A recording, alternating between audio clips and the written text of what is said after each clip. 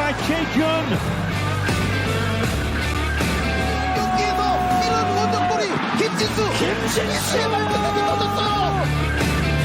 header is good, and it's the giant defender John Tae-wook, and eventually Korea have broken the deadlock. You're listening to the K-League United podcast, proud partner of Football Nation Radio. Hello, I'm Aseo Ryan Walters in the K-League United bunker. You know what? The Kim Do-hoon Bunker. Let's call it what it is. And I am joined this week by a festive Matthew Binns with the tree in the background. Yeah, hello. And it's George Slade again. Hello, everyone. Yeah, we've swapped Paul for Matthew, and largely to get that tree in the background. And when did you put the tree up, Matt? When do the Christmas decorations go up in Casa de Binns? I mean, normally they don't go up until another week or so, but Okay. I got dangerously bored at the weekend. I mean, there was no reason to be that bored given the playoffs that we're going to be talking about. But yeah, I did, and I got a bit bored, and well, here we go. There it is. The tree's up. So yeah, but no, the jumper. We had talks before we came on. And, we agreed that I had perhaps gone a bit too far with the jumper. And mulled wine as well. Like we had to put that away. Hey, 'tis the season, man. I think it's just because George and I went the sporty spice route here instead. Mm-hmm. So to bring back the Spice Girls conversation again. Yeah, it's been really popular, that Spice Girls conversation. Yeah. Really good comparisons. Yeah. I can't believe, well, you missed the empty net that George is clearly Baby Spice on the last one. Given the references. Where were we with that one? Yeah. Well, Anyway, George, Christmas decorations up? We put one thing up, and then there's been took a break, so soon it will get festive here. You put the one thing up. Whew. All right. Well, it's a job done. Busy day. Yeah. All right. Well, they're up here. They're up very high here, so the K-League cat can't get to them. He's trying, but they're out of reach for him. But anyway, the holiday season is here, which means that K-League 2 is now finally done and dusted. The K-League 2 playoffs have finished up, and that's where we're going to start our conversation today. We're going to talk about both of the games in the playoffs and just a little bit of controversy in both of those games, which, we could have had an entire show just on VAR, VAR, the cancer that is. Clearly tipping my hand on that one. Anyway, we're going to talk about that. Then we're going to take a break, and we're going to talk about something that's a little bit more fun, at least for two of the three of us here. We are going to be talking about AFC Champions League, where one K-League team has already been eliminated, Matthew. I know. Guess who? It's going to be... It's not who you think. It's not Suwon, even though they've scored one goal, and good on them anyway. We'll talk about that. We'll talk a little bit about the round of 16, although it's still unknown at this point. So we'll kind of just be assessing what we've seen from K-League teams so far, and maybe a little bit about some of the other leagues here and there, because I think both the Thai League and A-League kind of took a battering on the interwebs in those first couple of games. And, they've kind of come good in some of those. So talk about that. And then we've got some questions in the Eulji Lewis Mailbag at the very end. So just a simple one this week, we think, but we are going to be talking about VAR. So we'll see how that goes. But gentlemen, let's go ahead and get started with the K-League 2 playoffs. Let's start in, can't call it the first leg, the first round. And this one finished Gyeongnam FC 1, Daejeon Hana Citizen 1. And the talking point here is VAR, but we're gonna get into that. Before we get into that, George, you have suffered through a lot of Bucheon this year, and you've watched a lot of K-League 2 this year. Did this result, if you just look at the result, and again, we'll get into the controversy. If you just look at the result, does this seem right to you? Does this feel like the right team moved on? I mean, yeah, if just looking at the results, knowing no information about the game at all, then yeah, I would say it's pretty fair, actually. I think that despite, I know we're going to talk about it, but despite any of the controversies, somehow it's ended up kind of right, but, shouldn't go that direction with VAR. But yeah, I think overall it was right that Gyeongnam progressed, but maybe not based on the actual match itself. Yeah, the actual match itself was a pretty back and forth affair, and I mean, yeah, it was entertaining. Edinho had Daejeon up early, and Daejeon had to win this game. For those that don't know, and we are going to talk about this as well, in the K-League 2 playoffs, the higher-ranked team, in this case the home team, they only need a draw to advance. That's just why Gyeongnam FC advanced here. So Edinho had them up early in the second half, 60-minute mark, and then Ko Kyung-min draws things level. And Matthew, let's just get into this, because this is what we have to talk about with this match. It looked like Daejeon had the winner. It looked like they had the winner. But are we not going to address the first VAR? But then Bruno Baggio missed a penalty. Mm-hmm. Well, yeah, there's multiple VAR calls in this one. The first one was advantage to Daejeon, which was the penalty. Ball, handball, right call. It was a very tough one, because it looked like it hit him in the face at first glance. But yeah, the penalty was given. Bruno Baggio steps up, scores, gets pulled back, rightly so. Higuero encroaching into the box before the ball had been struck. So it had to be retaken, and then Bruno Baggio unfortunately missed the second penalty. So continued as it was, and then we had another VAR call at the end, which is the one that is grabbing the headlines more, and I'm sure it's the one you are probably getting at, is, well, Bruno Baggio looked like he had scored again, ran off, celebrated, delirium amongst the players, and it got called back. The ref went to VAR, went to his ear, went to the TV, spent an awfully long time analysing the incident, and it was ruled out for a foul in the box. Yeah, because Chae-jun fell down next to a bigger person. I mean, to me, this one is... I have rage-colored eyes here. I'll just say that in general for VAR for this entire segment. But, I mean, to me, and Paul wrote a tremendous piece about this. It's up on the site right now. This call, you alluded to, it took a long time. It took 2 minutes and 37 seconds and 28 separate viewings of the incident. That's not a penalty then. Like, that's not a foul. Yeah. Like, we're done at that point. The ref is there. He's looking at it. He doesn't call it in the moment. And then he takes over 2.5 minutes and 28 views and then decides, oh, you know what? Yeah, okay. I mean, this is ridiculous. This is ridiculous that this is the point that our sport has gotten to.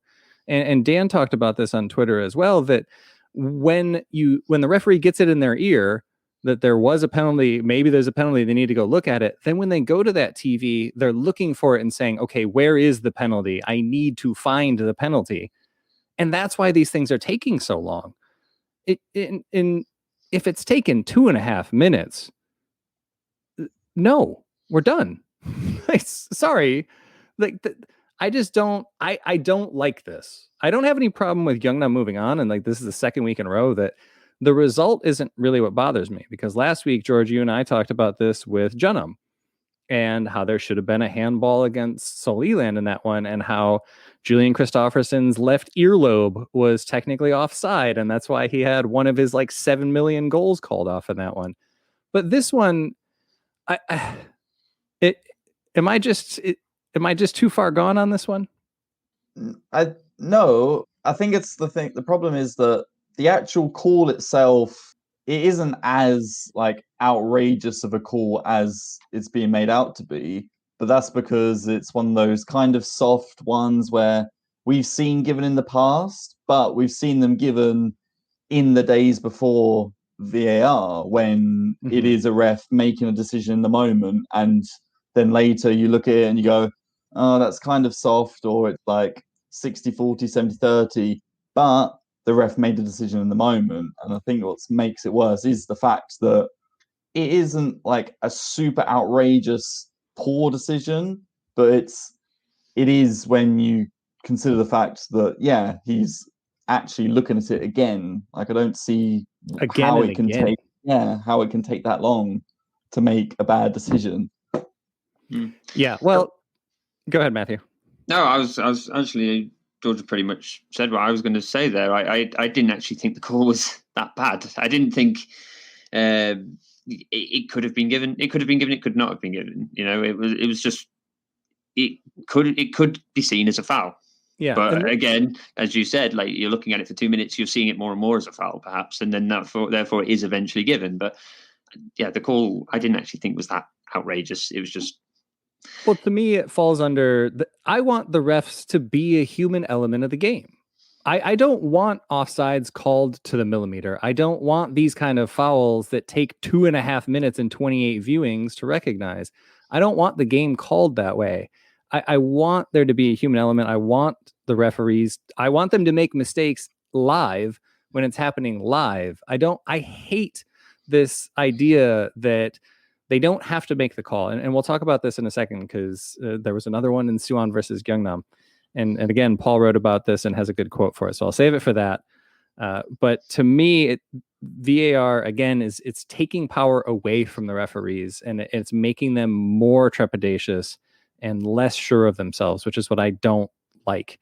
If they call that in the moment, I don't think this bothers me nearly as much as the very end of the game taking over 2 minutes to go on and do it. But anyway, we've gone a little bit long. We're not done ranting about VAR. Don't worry. We're not done there because we move on to the playoff final. And this one finished Suwon FC 1, Gyeongnam FC 1. And we'll also talk about the playoff format in K-League 2 here. But this one, again, another back and forth match. Chae-jun gets on the scoreboard for Gyeongnam in the first half. A slight deflection, but love Chae-jun. Love his audacity to shoot. I good on him there. And it looked like Gyeongnam was set to get promotion, join Daejeon United, and coming straight back up after being relegated last year. And when I say it looked set, I mean it looked done and dusted because they fended off a Suwon attack deep into stoppage time.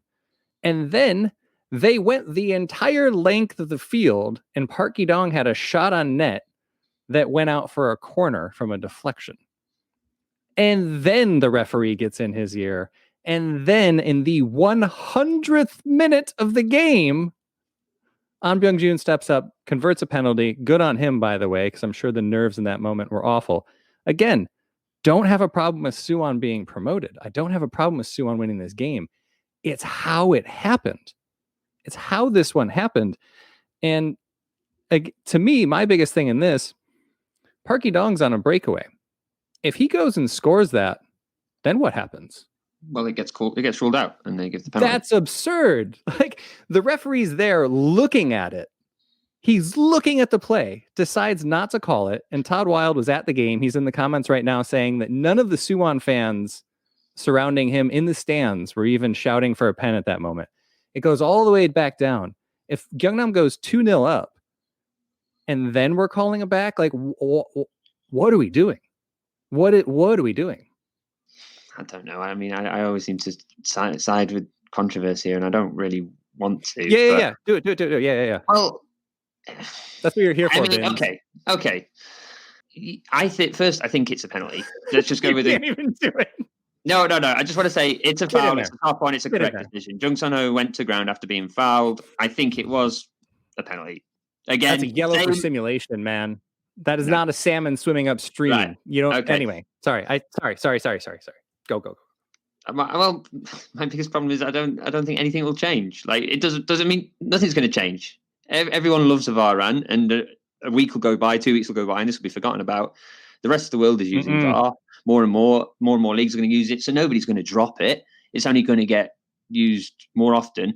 It's not going to go away. And the thing is, if people really don't like it, there is always one way to get football teams' attention. And it's not something I want to say when I want to promote the league, but you make your vote with your ticket. If this is something you fundamentally disagree with in the game, then don't watch it. But unfortunately, I don't think VAR's going anywhere.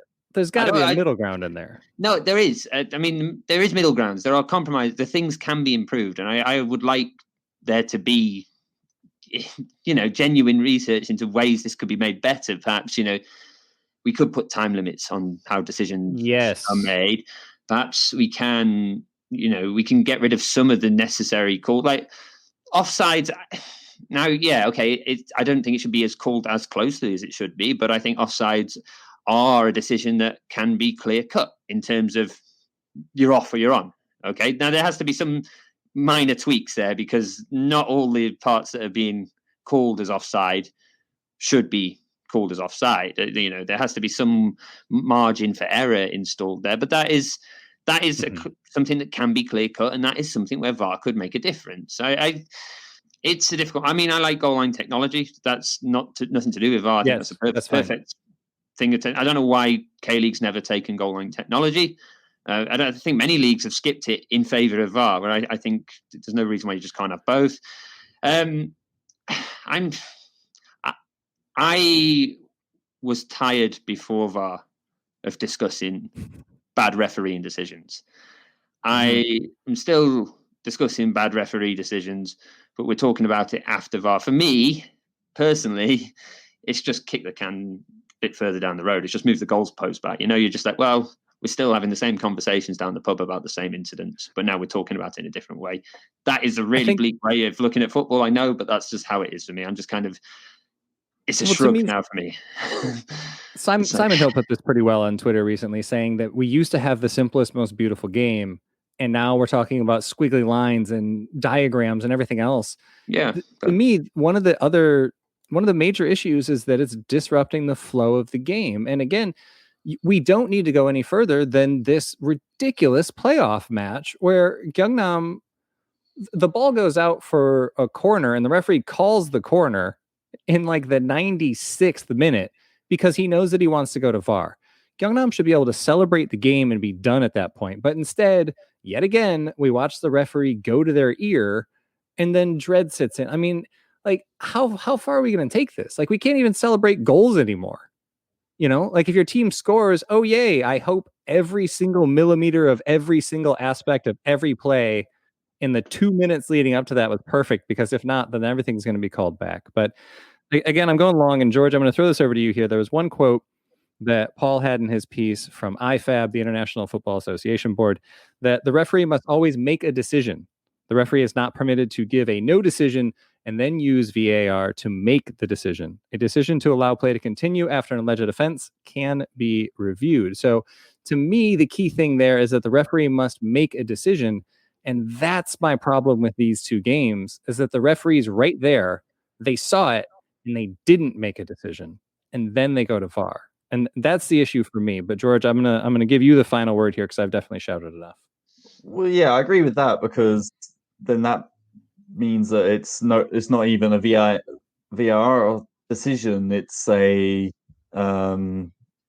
it's the referees still. They're not following the rule there, and that's their problem, and they should get slightly disciplined for that, or should be really put in the training. I know it's a new technology and they're getting used to it, as all the players are, but I think that I don't think it is going to go away. So a bit like Matt, I'm a bit more on the pragmatic side of let's try and adapt it whilst it's here, because I don't think it's going to go away. I think something like the I don't know, 1 minute or something time limit to review, and having like a margin of error on offside. So it's like if it's more than, I don't know, 10 centimeters, then you just automatically allow it because it's not 100% definite. And I think you just got to make some adaptations, because you know what like football governing bodies are like. They're, once they've got an idea in their heads that they're going to make something work, they're going to keep it for years and years, aren't they? So, and that's the problem. So I think that as long as it's here, it's got to hope that it gets adapted and corrections made. I mean, I would want to add one thing. Why are refs going to it for every decision? Well, the answer is it's because the abuse they got before VAR, the abuse for making a bad decision, or the questions about their integrity.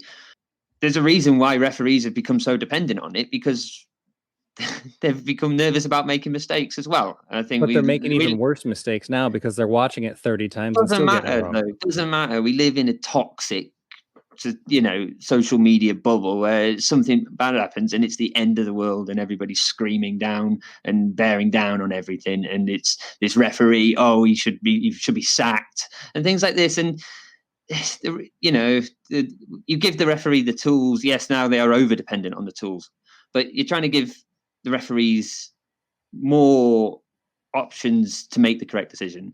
And so I do think there is room for VAR. I just don't know. Yeah, I don't think it should be implemented as it is. I think we had the same discussion back in 2017 when it came into the K-League. I think we had the same discussion after the World Cup. Again, you have the same discussion over and over again. It's not going anywhere. This is the game now. If it's not what you signed up for, then I don't want it. I'm not saying I support it. I'm saying I would just rather come on here like this entire segment we've been talking about VAR instead of how good of a team Suwon was and how excited we are to see them. Yeah, exactly. That's what I hate. That's what I hate. Okay, I fully agree with that. Gyeongnam, good on them. They had a good run at the end of the year. They were sneaky quality all season long, but that's not what we're talking about because this crap has taken over the game. And I hate it. I hate it. But anyway, we gotta go on. We gotta move on. We could talk about this one forever, but we have two other segments to get to quickly. What you got? Did the right team go up? Were the decisions correct? Did the right team go up? Yeah. Were the decisions correct? No. It should have been Daejeon Suwon, and then Suwon shouldn't have had a pen in the 100th minute of the game. Okay, so then the right team didn't go up then, is what we're saying. Based on what has happened, I'll never know because I think that should have been Daejeon Suwon, not Gyeongnam Suwon. But that is how the league is judged. It's judged on playoffs, so the wrong team went up, is what we're saying. Suwon was no. I'm perfectly happy with Suwon going up. I'm excited for a Suwon derby. I like the talent they have on that team. I hope they can keep them together. That match should never even happen because it should have been Daejeon. But anyway, we got to take a break. We got to talk about ACL. We'll be right back. FNR is a revolutionary football-dedicated digital platform, the first of its kind in Australia. It provides a 24/7 live online radio platform experience, podcast hub, and acts as a content provider for TV, radio, and digital. Having reached millions of listeners and football fans since launching, FNR is accessible worldwide via its website or app, providing a platform to discuss, debate, and celebrate the world game. We are your voice of football, FNR Football Nation Radio.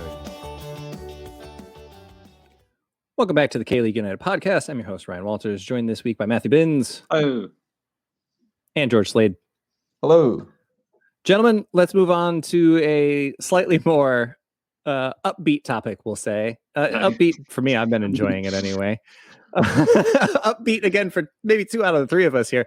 Let's talk about AFC Champions League, where there's still a lot up in the air. We're recording this Wednesday night, and we know one team is through. Ulsan Hyundai will top Group F. We'll talk about them. And we know that one team is out. Jeonbuk Hyundai Motors have been eliminated in Group H. But we don't know is what's going to happen to the super match rivals, FC Seoul and Suwon Samsung Bluewings. So we'll start in Group E, where since we last talked about FC Seoul, it's been a very interesting couple of games for them. They went out and just thwacked Chiangrai United 5-0 with they put on the most shots that they've ever had in a game. They scored a ton. They have scored this many in an ACL match before, but Yoon Ju-tae had a brace. Jung Han-min got in there. Han Sung-gyu got his first ACL goal. It was just a tremendous performance. And then all of 3 days later, they came crashing back down to earth and handed Chiangrai United not only their first goal, but their first win in ACL. Hard to say that wasn't deserved as well. Chiangrai, I thought, looked really great on the night. They countered tremendously well and probably could have got another one out of that. And then Seoul went out and they lost 3-1 to Beijing Goan. And again, that's another one that I think hard to argue against that one. Beijing looks fantastic. They've won 5 matches in a row for the first time in their history. Jonathan Vieira is playing on another level right now. So I don't think that loss is too upsetting, but I think the one against Chiangrai, again, I think Chiangrai played really well on the night, but Park Chu-young, you got to convert your pens, my man. You can't. Player of the year. the perennial comeback player of the year in the world for Paul Neat.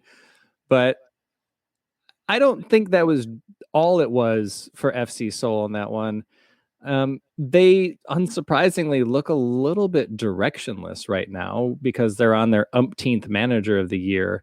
And I think that kind of showed through in that second Chiangrai match where the Beatles, I love that nickname so much. The Beatles, the emojis all over the place and everything. I love it. Anyway, they needed that win and they came out and they played like it.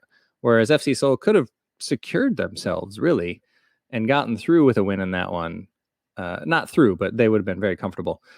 And they didn't get it done. And now they have to beat Melbourne. And I don't think that's really a guarantee given the way that the Victory have been playing lately. They did draw 2-2 with Chiangrai as well after having a 2-goal lead. So they're vulnerable. But to me, Seoul do look shaky. George, have you been watching much of them?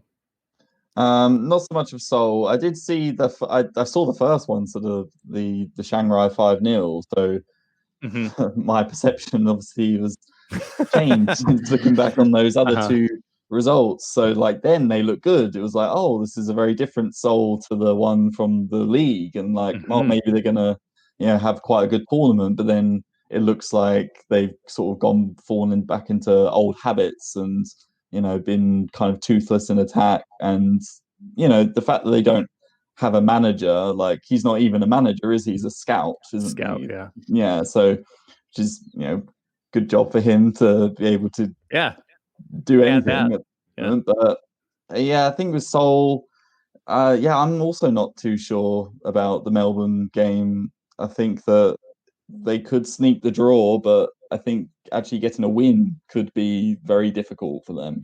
That's a good point. Yeah, I said they need a win. They don't. They just need a draw. Anything other than a loss will do for them. And as a U.S. fan, all I can think is Trinidad and Tobago and how all we needed to do was not lose to Trinidad and Tobago. And then we did, and we didn't make the World Cup. But Matthew, and we'll move on here quickly because we don't know how this match is going to go. And we'll talk more about them next week if they're still in it. Would this be a big upset for FC Seoul if they don't make it out of this group? I don't think so, given Seoul's season. I think, Seoul, I mean, they've had the new manager bounce, haven't they, in this group with the 5-0, and then I think if they get another caretaker in, before just Melbourne, get one more in.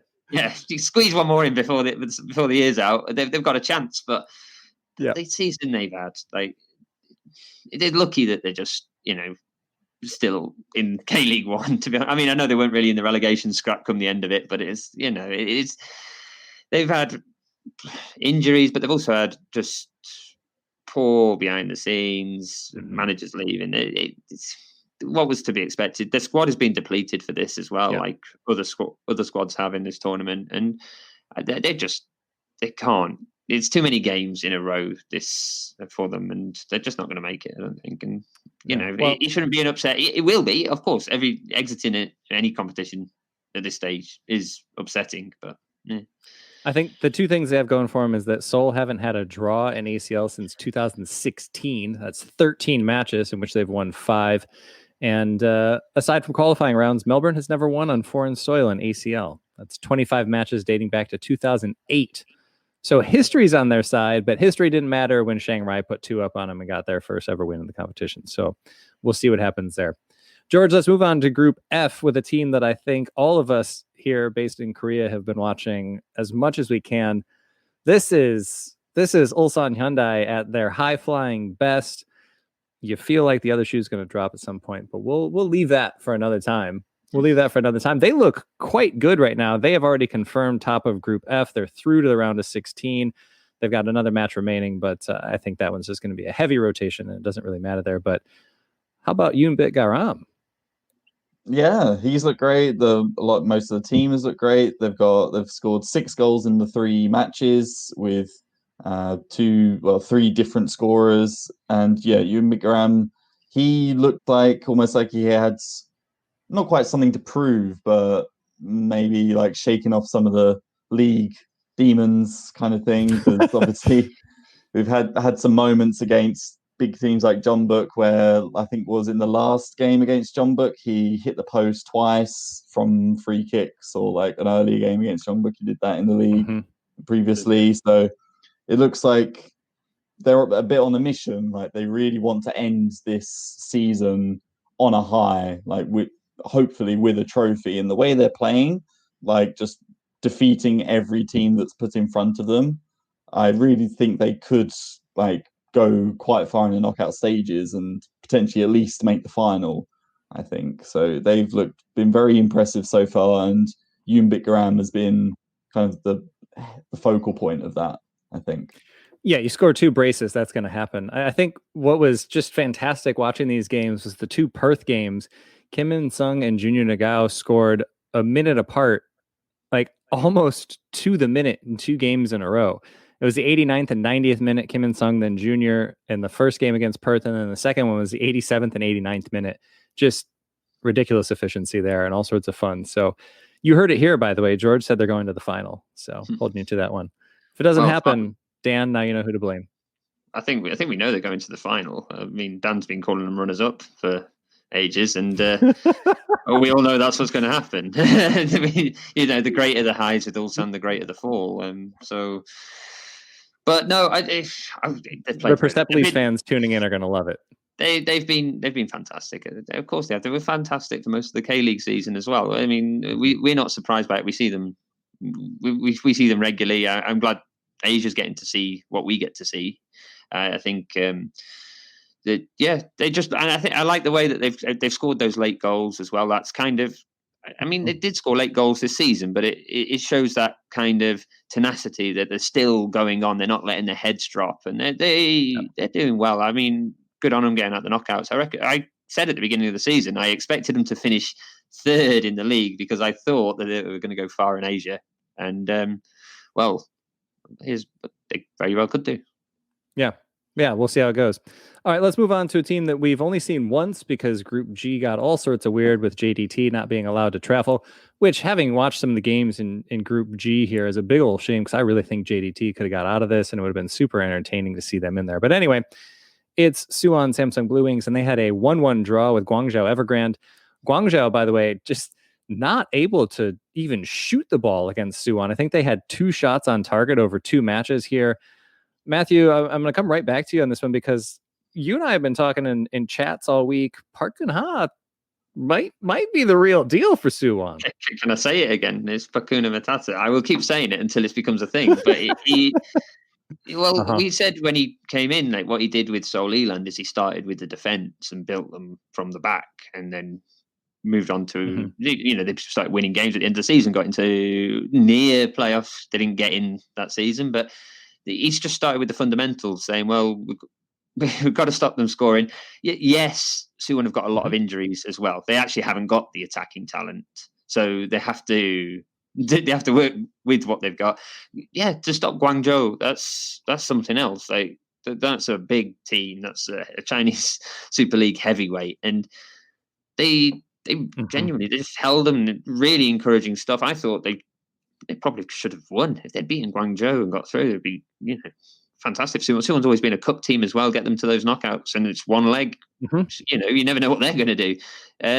But I've been really impressed with him. I hope that give him an off season. If Adam Taggart stays, they could build up something slightly threatening for next year. Rumors of him moving on to Japan. We'll see how that goes. He's obviously not at this tournament. Interestingly enough, as we've been saying all along, they don't have strikers, but they've attempted 13.5 shots per game in ACL, and only 4 teams have managed more than that. So they're shooting the ball plenty. They're just not tremendously efficient. So real quick here, George, are they going to be able to get the 2 goals that they need? Not just the 2 goals. They have to beat Vissel Kobe by 2. And I mean, Kobe might sleep on this one a little bit because they qualified a long time ago. So I think that they might kind of sleep on this one. Do you think they'll get through? Will Suwon do it?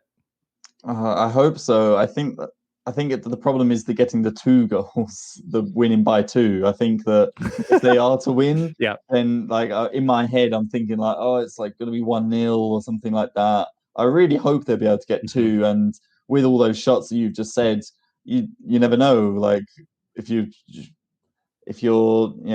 putting shots towards a goal that many times, a whole bunch of them could go in. So hopefully, I think they could do it. And as you said, Vissel Kobe, they're already through.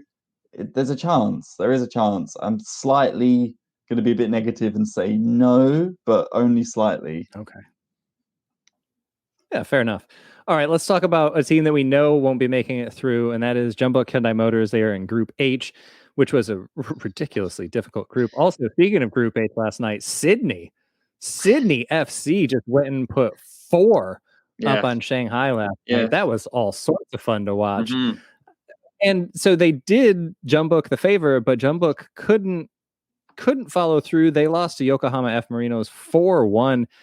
Matthew, this is not the Jeonbuk performance that we're used to seeing. No, it's not. I think, well, first we should go through could go through all their performances, really. They've been subpar. They were subpar back in February and they were subpar in Qatar, but for 2 very different reasons. I think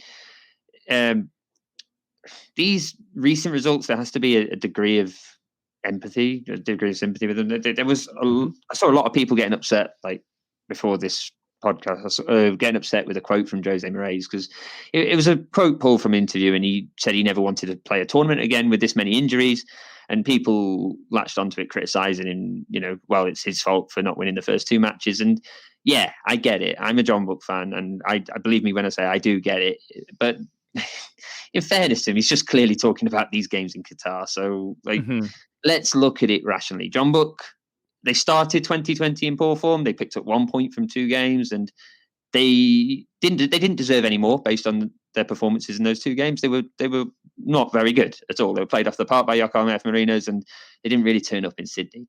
This was significant damage, and blame should rightly be aimed at the manager and the club's transfer business for that. And if the pandemic hadn't shut everything down, Jeonbuk would have continued to be poor, and they would have continued to have gone out at the group stage. But it didn't happen like that, did it? And the team's circumstances changed. Jeonbuk did improve significantly by the end of the season as the team gelled and reinforcements were made in the summer, and they looked really good by the end of the season. And that team won the title in the FA Cup. It had a genuine chance of rectifying those poor performances in those first 2 games. So credit where it's due to Jose Moraes as well. Yes, there were 2 bad performances, but Jeonbuk went out and they fixed those problems for the rest of the season. Mm-hmm. However, injuries prevented them. It was kind of touched on last week on the podcast, but yeah, Takehiro Kunimoto ruled out after injuries in both legs of the FA Cup final. Why is it still 2-legged? I don't know. Correct. Pointless KFA friendly ruled out their fullback, Lee Ju-young, who, fullbacks are rare at Jeonbuk these days.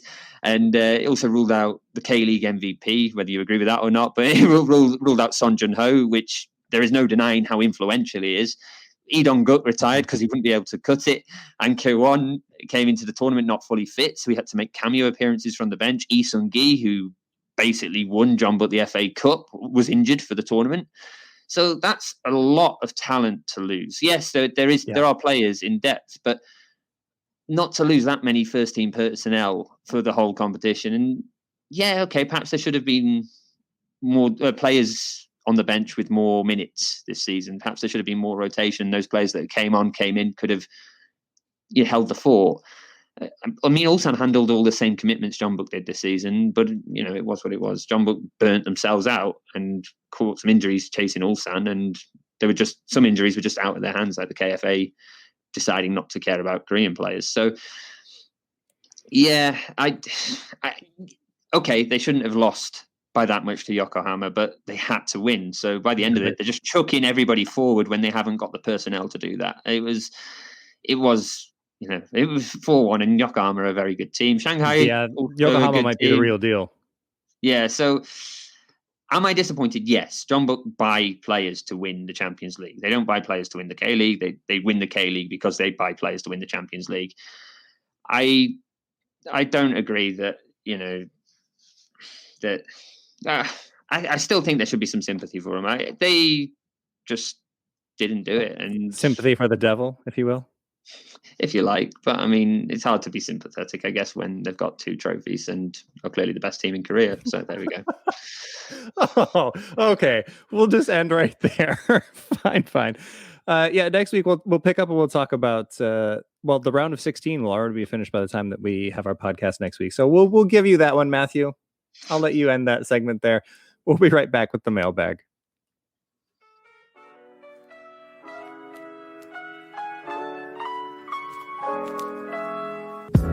Eulji Lewis is your neighborhood British bar and cafe located in the Eulji district of Seoul.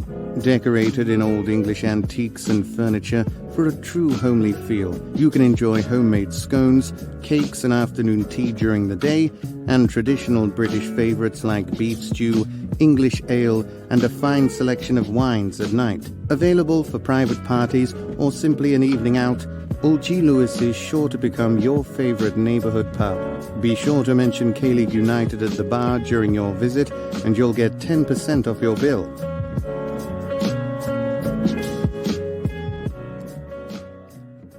Welcome back to the K-League United podcast. I'm your host, Ryan Walters, joined by the ever smug, you can't bring him down, Matthew Binns. Hello. And George Slade in a rockin' Korea kit, by the way. For those great birthday gift. Oh, hey. Birthday. All right. For those that are listening to the podcast and not watching, you can watch us live on all of our social media channels, and then you can see George's fantastic kit. But for now, Matthew, let's open up the mailbag for the first time in a little while, actually. Yeah, so first out the mailbag is Michael Baroff on Twitter. You might remember Michael from, he wrote a couple of tactics pieces on our site, one on back threes, which is kind of relating to his question. One is thoughts on Jeonbuk's 3-4-3 versus Sydney. Is it a question of Jose Moraes getting his tactics right, horses for courses, or is it something we might see in the future from Jeonbuk? So I think it was a case of the personnel. It looks like I'm just going to blame everything on the lack of personnel for Jeonbuk. But yeah, they didn't have the players to play a 4. They tried to play a 4-1-4-1 in their first match against Shanghai, and they put Koo Jae-rong, normally a centre back, put him out at right back, and he was lost. He was lost. It was so out of sorts out there. So I think they just made the best with the tactics, with the players that they had. In the 3-4-3, 3 centre backs, obviously, but in front of those 2, they put 2 defensive midfielders, giving Isu Bin some rare minutes to kind of just reinforce that defence. And I think it was the right tactics from Jose Moraes against Sydney. I don't think we'll see it in the future. And I also think it was the right decision to play that formation against Yokohama. It didn't work. But I couldn't see any other way of them doing it against Yokohama. They didn't have the midfield, the attacking midfield talent to move forward with it. So they were going to have to stop Yokohama first and try and catch something on the break. So I think try to stop them anyway. Well, yeah, try to stop them. So I think it was doing the best with the players that you had. I think it was the right tactics in that sense. But would it be the tactics I would have gone with if I had a full squad? No, but it is what it is. that's how I'm summing up Jeonbuk's season. 2 trophies and just a little jaunt to Qatar. That's how it's not a bad year, really. Anyway, double. Yeah, I can see down in the comments as well. I couldn't resist just picking it out. But just no excuses for Jeonbuk. And he says Jeonbuk still had the squad to compete. They just weren't up for it. Well, yeah, but Ulsan had the squad to compete and they weren't up for winning the league, were they? So, no, I'm joking. Ulsan are great. Moving on in the mailbag. I'm somewhere between bitter and smug. All right, I'm really bitter, but I'm also just like, well. Anyway, as referred on Twitter, I feel out of all the K-League teams that look the best bet to go all the way in the ACL 2020, it has to be Ulsan. But which other team do you think is the most threatening to them? Ooh, George, you want to take this one first? Yeah, I think that some of the teams that will be the group leaders think that could be opponents in like the quarterfinals and final, like Beijing or Yokohama. I think they're like the 2 biggest threats in this Eastern zone. And then, yeah, if they do make it to the final, then Persepolis, they've never won the Champions League before, but they have won the last 4 the Iranian league titles. So they're a very dominant side. So I think that those are the 3 to watch out for later in the competition: Beijing, Yokohama, and Persepolis. Yeah, I don't think I can disagree with that. Yokohama, especially, boy, they look organized. They've been all sorts of fun to watch play as well. Ange Postecoglou's got them playing the way that we would expect. And yes, Matthew, I see you smirking. I'm smirking it down. You're smirking it down. Yokohama I'm having my own conversation. Yeah, okay. Yokohama is my J-League team. Don't worry, it was in 2016 that I picked them, folks. I'm not glory hunting from their title, but if it's not going to be a K-League team, then they'd be the ones that I would cheer on. And yeah, they've been fun to watch. Not trying to rub it in here, Matthew, but they were really fun to watch against Jeonbuk, just dominating the game. So yeah, I agree with you, George. I think those would be the teams to watch. Yeah. Okay. I'm just going to agree with both of you. I think, yeah, good teams to follow. Right. Todd. Do your job, man. I am. I was getting the next question out the mailbag. It's deep in here. There's loads George in is here. reading the mailbag next time. No, there's loads of mail in here. I'm surrounded by letters. Right, we've got Todd Wild. He's come in on Twitter. Despite their cruel loss, do you agree with a couple of shrewd acquisitions? 2021 will be Gyeongnam's year. He was very impressed with their organisation and awareness, especially defensively, but can't help but think they and Sangju will be favourites next season. Sangju's the favourite for me. Hands down. They finished in the top half of K-League 1, and they're going to have pretty much the same roster. So to me, it's Sangju. But yeah, George, do you think Gyeongnam's going to be able to compete next year?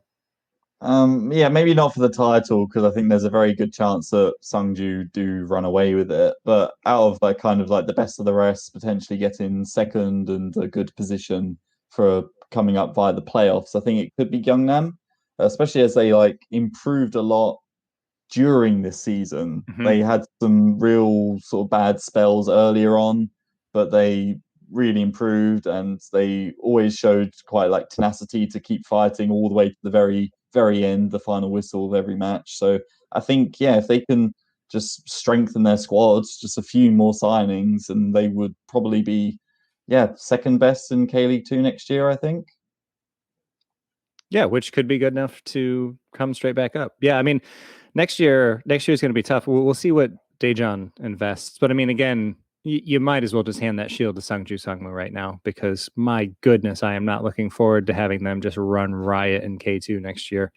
The Dragons, 2022 is going to be our year, because it ain't going to be next year, man. Not with Sangju coming down. But yeah, Gyeongnam, I think it's a good shot. Okay. Next out the bag is L on Twitter. Letter. I'm sorry that you've moved letters everywhere. I tell you that. This is like the Korean post office when I try and send things, right? My goodness, I don't want to talk about the post office. It's reminding me of the United States post office now. It's a terrible place. Well, L on Twitter. So pleasant. L, the letter L, anyway.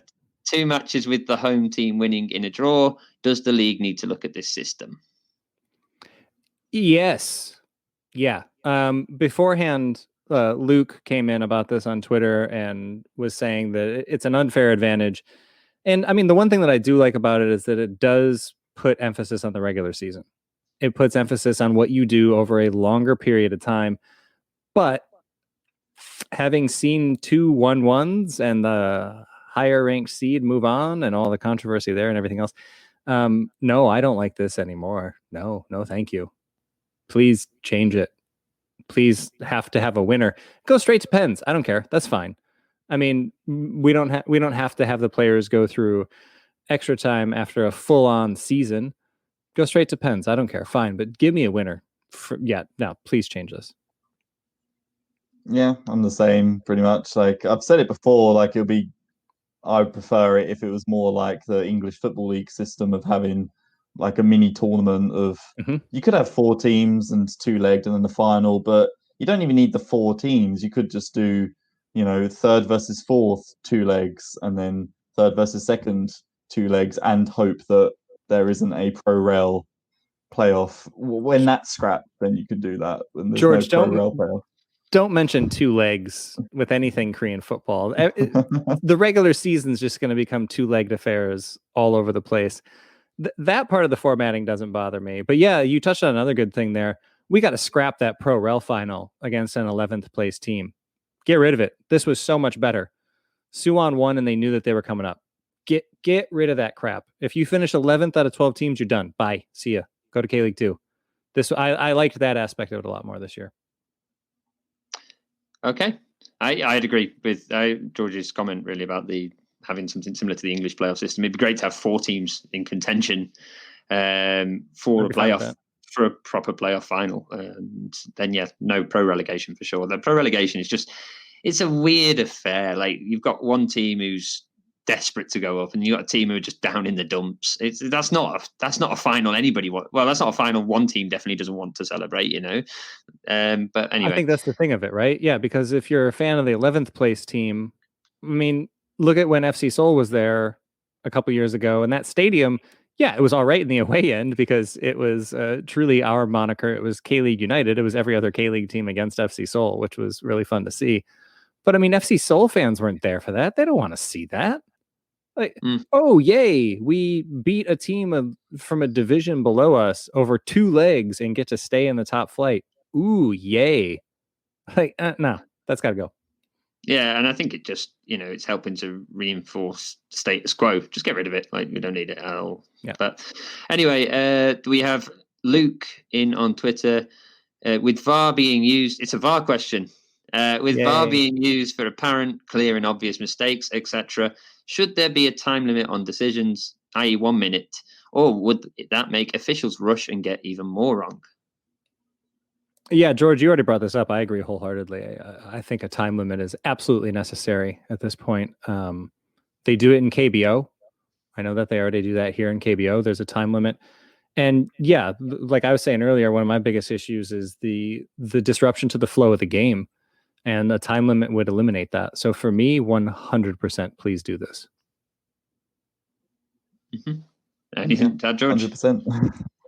No, I already said it all earlier. Like, they should. I stole your argument. Sorry. Yeah, they should just look at it and then make a decision. I think. Should roll a dice or flip a coin or something. Just get a D20 out there. Let's make this D&D as much as we can. Yeah. Get some deck modifiers in there. We've wandered into different podcasts. That's the first touches for another time. The quest to take back Jeonju Castle or something. Anyway, right, I am going to climb out of this mailbag now because I am covered in paper cuts. And if you want to send us your mail, not your bills or anything, but like actual questions and stuff, then you can email them in info@kleagueunited.com, or just send us them via social media, everything at K-League United. Also, if you want to support us, you can support us on Patreon. That's patreon.com/K-League United. On there, we have exclusive editorial pieces. We have Saturdays, and we have a Korean overseas series that has just started. Isn't that right, George? Yeah. I've done some update articles to make up for all of the transfers that happened over the summer, like the slightly delayed transfer window. So yeah, that's got about 2 or 3 coming up very soon. Okay, and the one that's out right now is looking at K-League players that transferred this year, correct? Like Kim Jin-soo. Yeah, and then there's other ones of like Koreans who have stayed abroad, they've moved to a different foreign country, and others that have returned home or they're now free agents is another future one. Excellent. Yeah, the transfer window is it already open? No, but I think like some of the European ones only. Right. I think like Portugal, for example, finished like October 25th, so I had to like wait for this very delayed summer because of COVID. Yeah. Okay, well, if you want to read all those, you can find them on Patreon. There's also full player interviews. There's podcast extras. There's lots of stuff going on over there. There's also going to be, some pub quiz questions and things to follow up on as well as we get closer and closer to Christmas. But if you want to do that, you can join it for as little as $1, but there's also $3 and $5 tiers available with different bonuses per level. Yeah, that's right. All sorts of good stuff going on there, and all sorts of good stuff going on Football Nation Radio, which is where you can hear this podcast every Thursday live down there. And again, especially with ACL going on right now, some interesting discussions coming out of Australia, and A-League is getting ready to kick off soon here. So for those living in Korea and a lot of other countries, actually, a lot of folks listening in right now can watch A-League for free on YouTube. So it doesn't need to be a dark, cold winter without any football. Never is. But Asian football, I should say. I know you guys are all about. Well, anyway, let's move on. If you subscribe to this podcast via Spotify, iTunes, Google Podcasts, TuneIn Radio, or wherever you download your podcast, and leave a review for us, you will be entered into this month's K-League kit contest. And I believe we still have a Suwon FC kit lying around, so I'll dig that out and confirm that. But with their promotion, that feels like the right one to give away this month. We'll see. That might be something. I might put up a vote on Patreon for the patrons to decide which kit we give away. But that is it for us this week. So for George Slade and Matthew Binns, I'm Ryan Walters. Thanks so much for listening.